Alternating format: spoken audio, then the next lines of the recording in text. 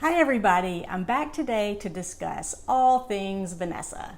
Let's get started with episode 6 with the changeover, where Vanessa is reading her letter. I came to this experience questioning whether marriage in general would be something I would ever want. I believe, though, that by questioning the idea of marriage, some of you may have felt that I was devaluing your goals in this experience. Please accept this apology and know that regardless of my views on marriage, My very first review of this show was after I had just watched episodes 1 through 4 and spotted a lot of red flags with Vanessa, some of which appeared to be traits of narcissism. Now, I can't diagnose her with narcissism just by watching a highly edited reality show, so I'm not diagnosing her and I don't want to give that impression.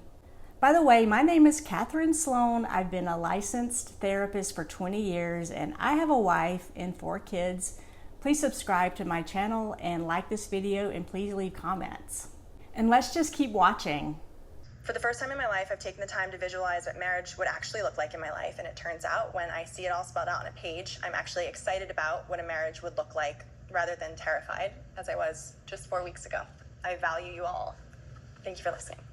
I also want to add that there was some backlash from my first video with people saying things like, well, Vanessa isn't the real problem here. What about Yoli and Mildred and Lexi? And yeah, I do get that. And there are other people on the show who did become more like overtly abusive and manipulative over time.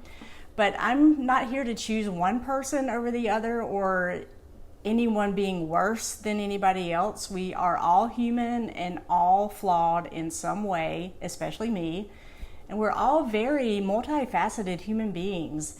The people in this show exhibited all different types of personalities and dynamics that bring up a lot of different issues for us to observe and learn from. And I actually do care a lot about these individuals. I know that might be weird for people to hear, but that's why I became a therapist. I truly do see the good in people, and I like to understand why people do the things they do.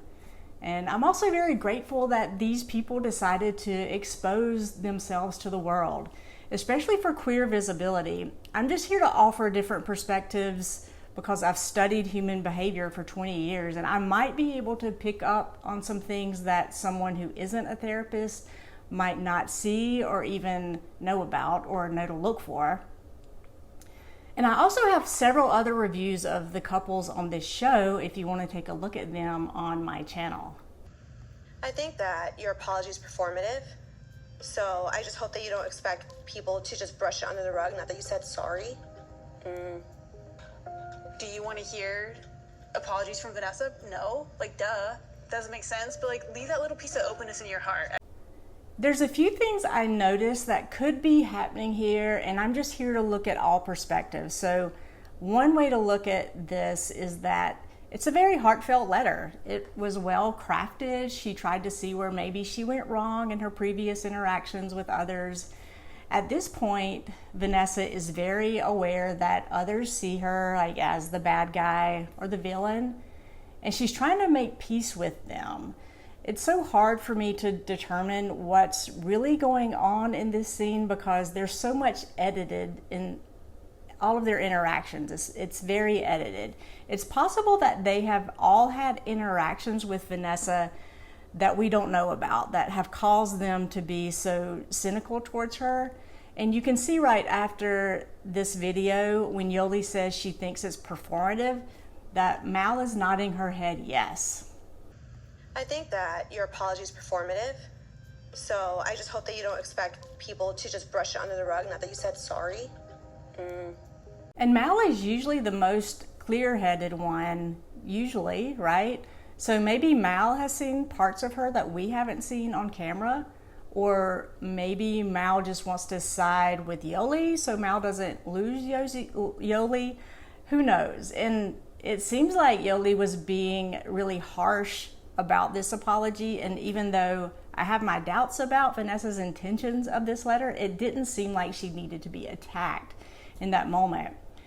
So 2 wrongs don't make a right. We don't have to decide here who's right or wrong because they can all be a little right and a little wrong.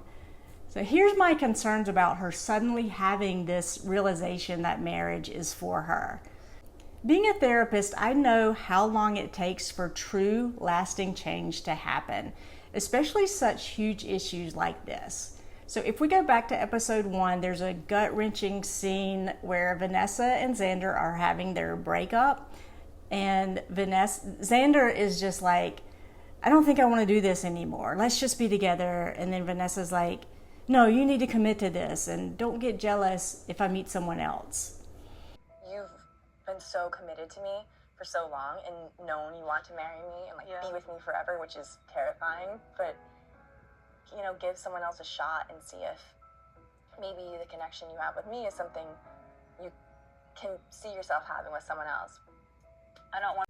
So it's definitely possible for someone to change their views on wanting to get married, but it usually doesn't happen this quickly without some really deep soul searching with a good therapist or a mentor or a friend or a family member to help dig into these barriers that were there for her.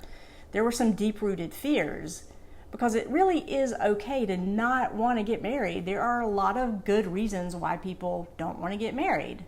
My concern right now would be that she really doesn't want to be the one walking away single in this show.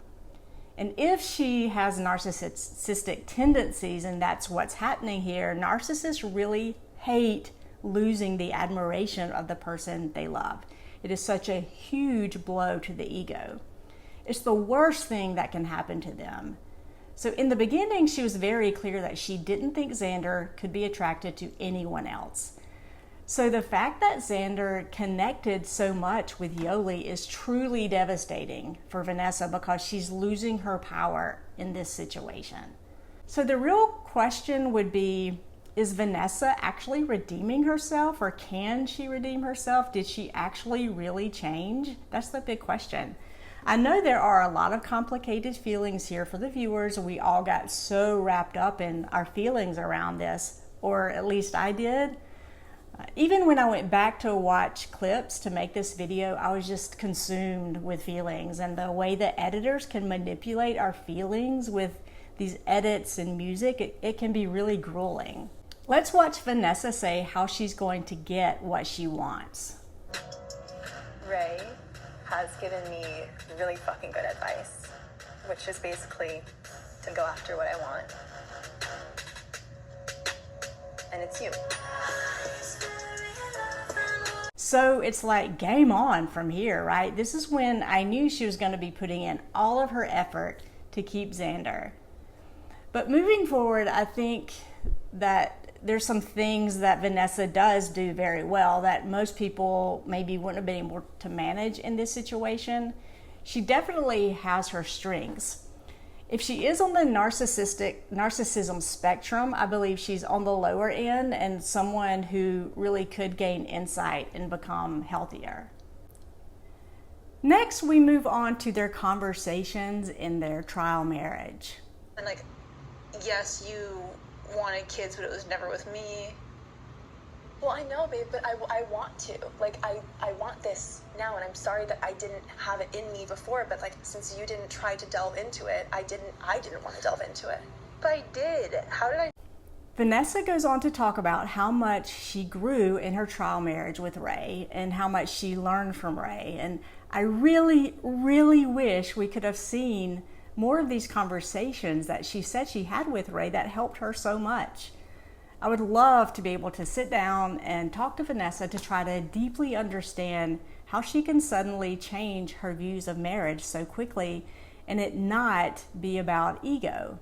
We saw her say on camera to Ray after their sexual encounter that they both had been in jail, referring to their long-term relationships. Now, if their trial marriage had been maybe 60 days or something like that, I could see how she might be able to do some real soul searching and make changes that could be lasting. Because even though she is saying she does want marriage now, that doesn't actually solve any of the problems she previously mentioned that she was having around marriage. So my concern would be that, long term, how will she manage feelings of being trapped or in jail? She also made it very clear that she gets bored in long-term relationships. So how would she make sure that she doesn't get bored? So what's the plan for that? And would she unconsciously sabotage the relationship at some point? These are all things I would want to know. And maybe her and Xander are talking about these things, but we just don't see these clips. So who knows? Let's watch more of this interaction. The words that I'm finally hearing that I've wanted to hear for so long, like, they sit lower than I thought they were going to. And I think that we have a lot to work on and a lot to uncover the next few weeks. So Xander is also questioning Vanessa's sudden change of heart. And we see Vanessa saying, "You didn't delve into this, so I didn't either." And Xander says, "Year after year, I would bring this to the table and you would reject this idea of marriage and kids with me." And well, you know, that's why they are on this show. So this part of it was a little confusing for me. Then Vanessa wants specifics about Xander and Yoli's sexual encounter. You can tell that Vanessa is just truly shaken here, as anybody would be. This is super hard for us to hear, for her to hear, and we can see the pain in her face. And yeah, if you can put yourself in her shoes, I can imagine the heartbreak she's feeling right now. I was just holding my breath as I was watching this conversation. What physical level did you reach with Yoli? I mean, we did have sex. Like with mouths? I mean, I do want specifics. She wants to know details of their interactions, and it's interesting because there are people who do want to know details like this, and there are people who don't. We see this a lot in couples when there's an affair, and the betrayed partner might want to know details in order to put the pieces together for themselves. And by the way, I realize there wasn't an affair here, but I'm just using some of the same language that we use in therapy. They want to know the details so they can determine how much damage has been done and stop making up stories in their own mind about what they believe might have happened. Sometimes there can be this internal battle of not wanting to know the details, but then there's also this anxious part that's preoccupied with making up or predicting what might have happened, and that part of the brain really wants this to be resolved.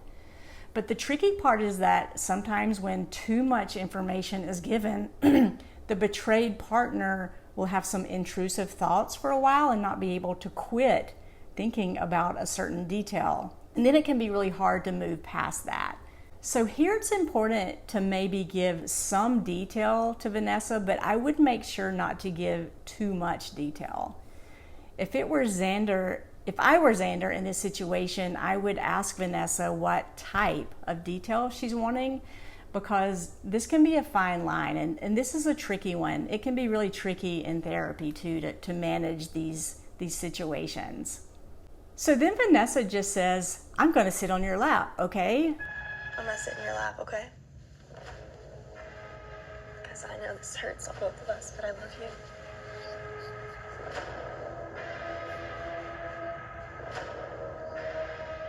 And what I see happening here is that Vanessa is needing comfort, and she's really wanting to feel close to Xander right now.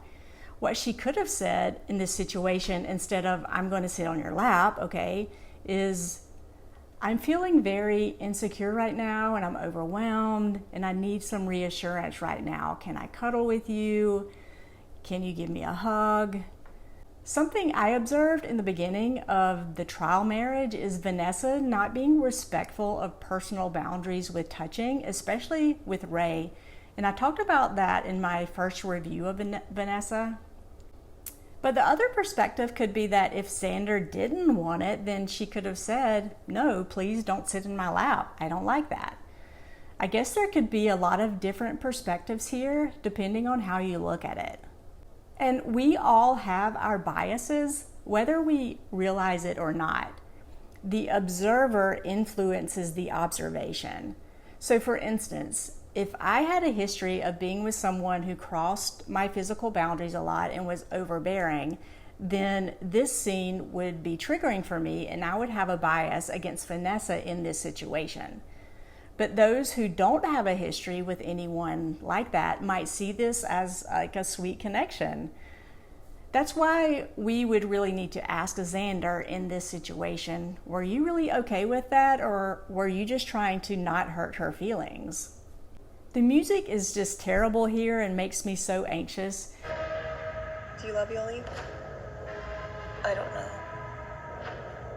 I missed you. Missed you too.